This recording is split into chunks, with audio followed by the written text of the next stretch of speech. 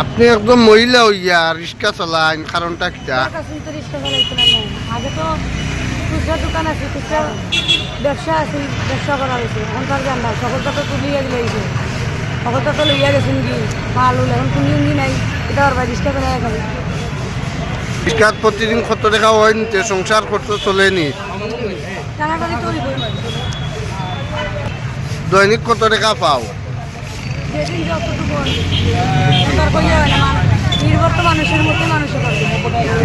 আচ্ছা, ওই যে রিক্সা চালাও, এই মানুষের কোনো থেকে তো কেউ উঠুন না। বুঝছি, ওখানে খুঁজাম বুঝছি। মানুষের ডরাইয়া উঠে না, এখানে অ্যাক্সিডেন্ট করার বয়ের না কিটা? অ্যাক্সিডেন্ট করার ভয়ে কিংবা অন্য কোনো কিছু কিতা হইবে। বুঝছি, বুঝছি। হঠাৎ করে বেদিন মানুষ রিক্সা চালাই দেখতে করি লাগে, চালাইতে পারতো না হয়তো ওখানে না। তো করে বুঝছি।